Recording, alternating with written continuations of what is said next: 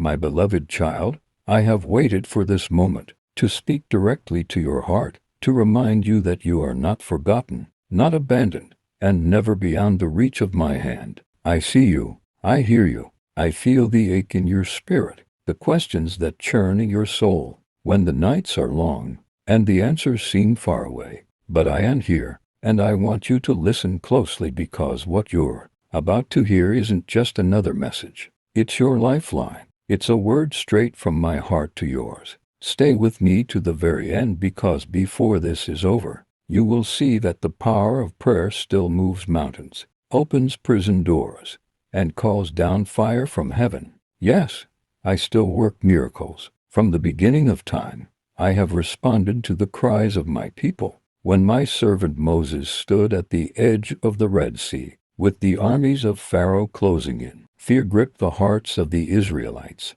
But Moses cried out to me, and in that moment, I stretched out my hand and split the waters, making a path through the deep, so my children could walk to freedom. Exodus 14:21-22. That is the power of prayer. A desperate cry, a miraculous response. I have not changed. When Elijah stood on Mount Carmel, surrounded by the prophets of Baal, it seemed impossible. The odds were against him. But Elijah prayed, and fire fell from heaven, consuming the sacrifice, the stones, the dust, and even the water in the trench. 1 Kings 18:36-38. That was not a story of the past. That is a reminder of what I will still do for those who believe and call upon my name. I have watched you struggle, my child. I have seen you pacing the floors, whispering prayers you didn't even have words for. I have caught every tear that fell, held every shattered piece of your hope in my hands.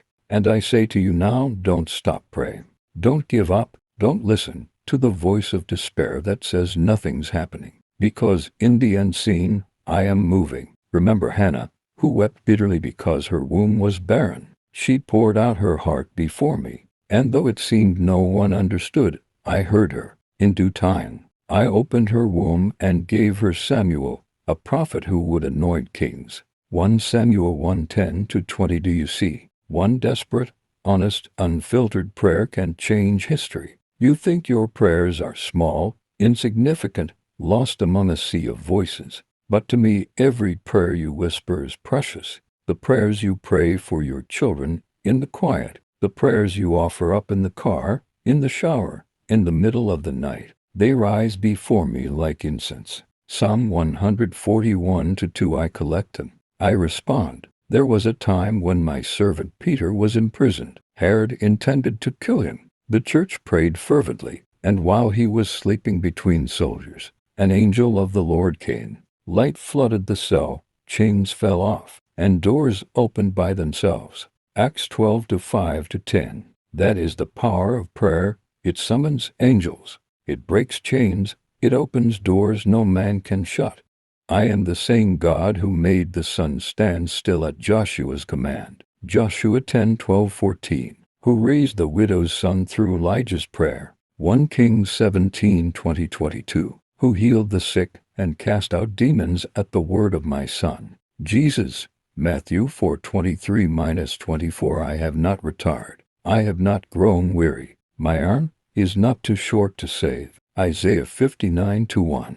The heavens still respond to the fervent prayers of my children. Listen to me now. You felt like your prayers hit a ceiling, like they vanish in the air. But that's a lie of the enemy. There's a war in the heavens over your prayers. Daniel fasted and prayed for 21 days before the angel reached him, because the prince of Persia resisted. Daniel 10:12-13. Persistence matters. Your prayers are shaking grounds you cannot see. And what about Jehoshaphat, surrounded by armies too vast to count, outnumbered, outmatched? He didn't rush into battle. He prayed. He declared, "We do not know what to do, but our eyes are on you." 2 Chronicles 20:12.